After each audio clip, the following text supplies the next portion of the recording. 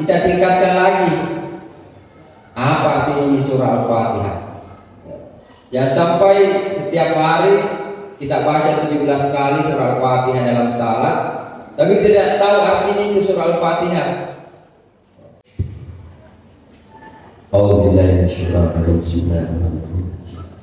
Assalamualaikum warahmatullahi wabarakatuh.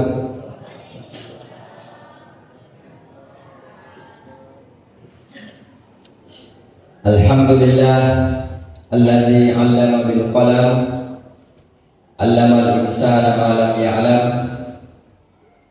Wassalatu wassalamu ala khairil anam Sayyidina Muhammadin wa ala alihi wa sahbihi ya nabiyil ulum wal hikam. Subhanaka la ilma lana illa ma 'allamtana innaka antal alimul hakim. Hasbunallah wa ni'mal wakil, ni'mal maula wa ni'man nasir, wa la haula wa la quwwata illa billahil aliyyil azim. Qala Allah ta'ala fil Qur'anil Karim wa huwa asdaqul qailin. A'udzu billahi minasy syaithanir rajim. Wa idza sa'alaka ibadi anni fa inni qarib ujibu da'watad da'i idza da'an falyastajibu li wa liyu'minu bi la'allahum yarshudun. Wa qala Rasulullah sallallahu alaihi wasallam fil hadis syarif, salasatun la turaddu da'watuhum al-imanul 'alilu was-sa'imu hatta yuftir wa da'watul mazlum. Sadaqallahul azim wa sadaqa rasuluhun nabiyul karim wa nahnu ala dzalika minasyahidin wa syakirin. Bapak-bapak, ibu-ibu, anak-anak sekalian, jemaah tarawih rahimakumullah, mari kita bersyukur kepada Allah Subhanahu wa taala karena kita masih diberikan nikmat iman, nikmat Islam, nikmat kesehatan, sehingga kita dapat mengisi bulan yang istimewa ini. Dan tentunya mudah-mudahan kita juga melaksanakan amal-amal yang lebih sungguh-sungguh lagi, sehingga kita semua mendapat ampunan dari Allah Subhanahu wa taala. Selawat dan salam mari kita senantiasa kirimkan kepada Rasulullah Muhammad sallallahu alaihi wasallam, Nabi yang menjadi suri teladan bagi kita semua. Hadirin hadirat yang dirahmati oleh Allah Subhanahu wa taala, salah satu keistimewaan bulan suci Ramadan adalah bulannya Al-Qur'an. Jadi dalam surah Al-Baqarah ayat 185 Allah Subhanahu wa taala berfirman, "Syahrul Ramadan alladzi unzila fihi al-Qur'an hudal linnas wa bayyinatin minal huda wal furqan." Jadi di dalam bulan suci Ramadan ini unzila fihi al-Qur'an, diturunkan dalamnya Al-Qur'an sebagai petunjuk ya, dan pembeda antara yang benar dan yang salah. Jadi di bulan suci Ramadan ini mari kita sama-sama banyak-banyak berinteraksi, banyak-banyak membuka Al-Qur'an. Karena Al-Qur'an ini adalah pedoman, ya, pedoman. Zalikal kitabu la raiba fihi hudal lil muttaqin. Ya, jadi kitab Al-Qur'an ini la raiba fihi, tidak ada keraguan di dalamnya, hudal lil muttaqin, petunjuk bagi orang-orang yang bertakwa. Jadi Al-Qur'an ini kalau secara hitungan ya terdiri dari 30 juz, 114 surah, 6.000 236 ayat. Jadi jumlah ayat dalam Al-Quran itu 6.236 ayat. Jadi memang ada beberapa pendapat, tapi yang masyhur digunakan jumlah ayat dalam Al-Quran itu 6.236 ayat. Kira-kira berapa ayat yang sudah dihafal? Berapa ayat yang sudah ditahu artinya? Dan berapa ayat yang sudah kita tahu maknanya? Nah, ini yang perlu menjadi perhatian kita. Jadi kita bersyukur karena di bulan Ramadan ini banyak kegiatan-kegiatan yang mendorong kita untuk membaca Al-Quran.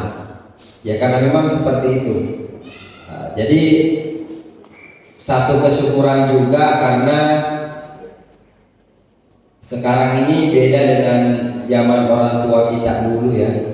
Orang tua kita dulu yang membaca Al-Quran, ya begitu membaca. Ya. Tapi semangatnya luar biasa. Sekarang ini kita terbantu dengan teknologi. Ya. Jadi misalnya kita membaca surah Al-Fatihah, kita bisa membuka handphone atau membuka YouTube.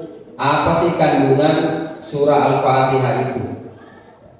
Jadi sekarang ini perlu kita menambah ilmu kita.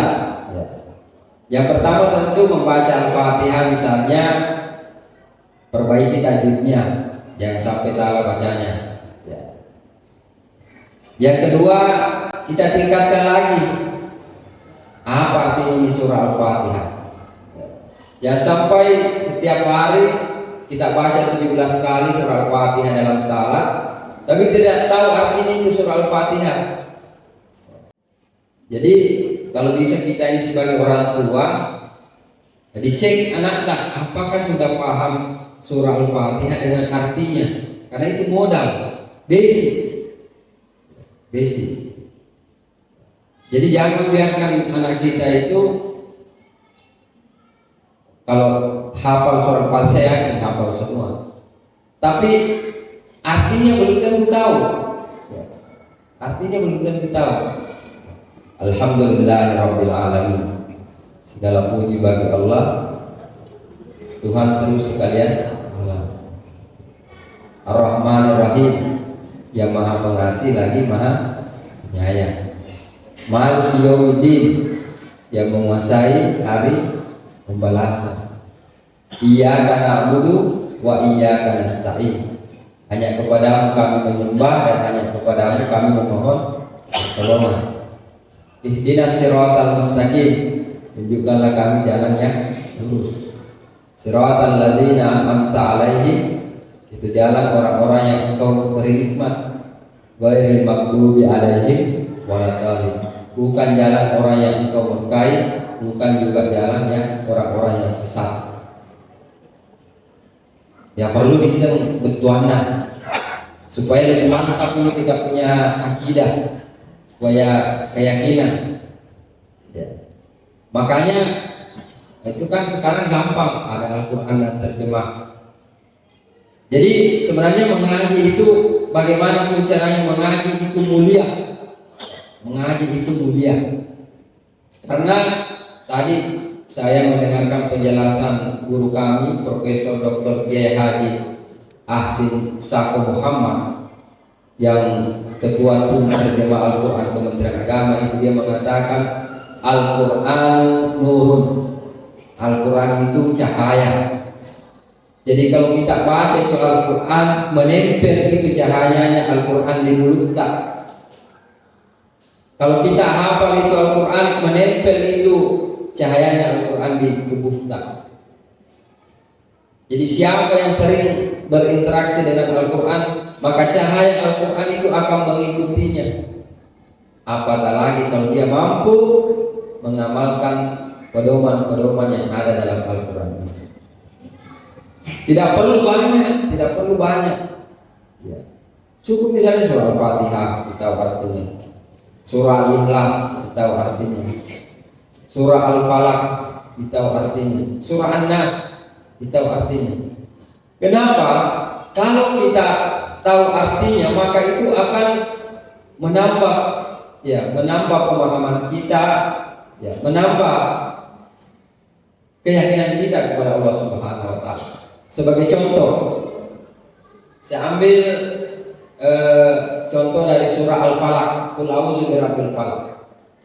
Kalau kita paham artinya, maka kita akan semakin cinta kepada ajaran Islam ini. Menurut Andrew Profesor Dr. Kiai Haji Quraisy Shihab, Al-Quran itu semakin dibaca, semakin banyak makna yang akan kita dapat. Dia laksana mutiara yang setiap sudutnya itu memancarkan cahaya. Itulah Al-Quran. Sebagai contoh, saya ambil contoh malam ini misalnya surah Al-Falaq. Qul a'udzu birabbil falaq. Jadi di situ di ayat ini katakanlah Muhammad, aku berlindung kepada Allah yang menguasai waktu subuh. Min syarri ma khalaq, dari kejahatan yang makhluknya yang diciptakan oleh Allah Subhanahu wa taala. Wa min syarri ghasiqin idza waqab, dan dari kejahatan gelapnya malam apabila sudah masuk waktu malam. Wa min syarri nafasati fil uqad, dan kejahatan dari ahli-ahli sihir yang meniupkan sihirnya melalui ubun-ubun. Wa min syarri hasidin idza hasad, dan dari kejahatan orang-orang yang punya iri dan dengki. Jadi di dalam surah Al-Falaq ini itu kita mendapat pemahaman bahwa ada 4 kejahatan yang berpotensi menyerang kita. Nomor 1 apa? Dari kejahatan makhluk, semua ciptaan Allah. Yang kedua, dari kejahatan waktu malam, ada binatang-binatang malam. Kemudian kejahatan apa lagi? Sihir ada. Dan apa lagi? Kejahatan orang yang dengki, apabila dia dengki. Bagaimana cara perlindungannya? Kembalikan kepada Allah Subhanahu wa taala. Nah, itu kalau kita paham artinya itu surah. Jadi kita tahu bahwa di dalam surah itu, ternyata ini peringatan dari Allah bahwa banyak sekali potensi kejahatan. Begitu juga di surah An-Nas, Qul a'udzu birabbin nas, malikin nas, ilahin nas, min syarril waswasil khannas. Ini yang lebih bahaya godaannya. Min syarril waswasil khannas, dari godaan setan, bisikan setan yang membisikkan kejahatan dengan tersembunyi. Wah, ini lebih bahaya lagi. Jadi itulah sebabnya surah Al-Falaq dan surah An-Nas ini disebut dengan surah perlindungan.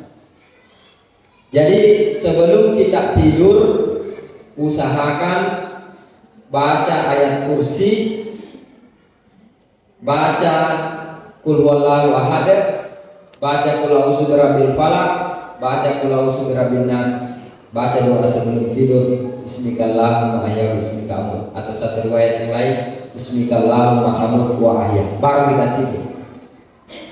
Karena kita tidak tahu banyak kejahatan.